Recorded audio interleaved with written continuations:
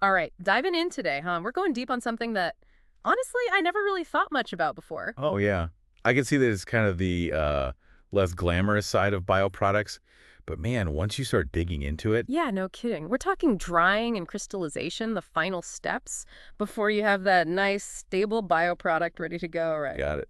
We spent all this time talking about extracting and purifying these amazing compounds. But if you can't get them into a solid form that won't fall apart, well, Game over. exactly. Hmm. Not much use for a medicine that decomposes on the shelf or food ingredients that clump up. Okay, so mission critical, I'm getting that. But can you break it down for me? Like, why is the final physical form so crucial? Oh, man. It's way more than just looks. Let's Mhm. take a pharmaceutical drug, right? If it's got too much moisture hanging around, it can, like, literally start breaking down before it even gets to the patient. Makes sense. Losing potency, shelf life, Yeah. all that. Yep. Crystallization is the key here.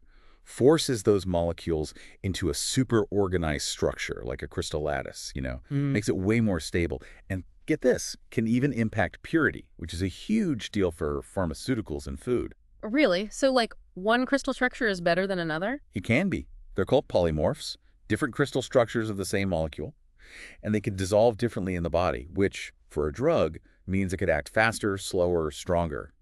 You name it. Wow. Okay, so that seemingly simple final form has some serious implications. But how do you actually do it? It sounds like, I don't know, some serious scientific magic. It is pretty wild.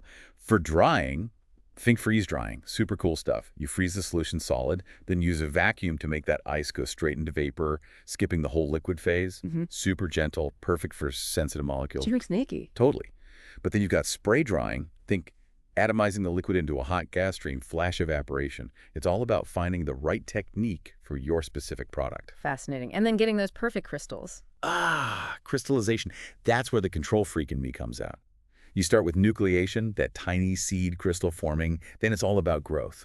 We fiddle with temperature. How concentrated the solution is what we call supersaturation, and we can even add those tiny seed crystals ourselves to guide the process along. Like a blueprint for the molecules. Exactly. But sometimes, man, getting the right crystal structure, the one with the best properties, it's a real head scratcher. It can be a puzzle for sure. I bet. Especially for folks in industries like pharmaceuticals or food, messing up these last steps has got to be a nightmare, right? Oh, totally.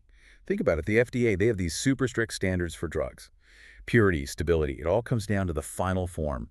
Imagine a drug recall because the formulation wasn't stable or the wrong crystal structure popped up. Talk about a disaster. Yeah, huge financial hit, not to mention safety concerns. And food, same deal. Ever had chocolate that's all bloomed and weird? That's crystal structure gone wrong. Shelf life, texture, all tied to those final steps. You really don't think about it until you dig in like this, huh? It's mind-blowing how these physical transformations are so intertwined with how well the product actually works. Right. And the cool thing is, we're not just stuck with old methods. Scientists are always tinkering, coming up with new ways to dry and crystallize things. Continuous crystallization, that's a hot topic, could totally change how we scale these processes up. It's an exciting area. Totally. It makes you think about all the other processes out there, you know? What seems like a simple final step could be this whole world of complexity, all impacting the final product in ways we don't even realize. I mean, who knew drying and crystallization was so deep? Yeah, that's the beauty of it, right? You pull on a thread, and suddenly you're down this rabbit hole of science. Well, thanks for being our guide today. And for all you listeners, think about it. What other seemingly simple final steps might be hiding some truly fascinating science? Until next time, keep on diving.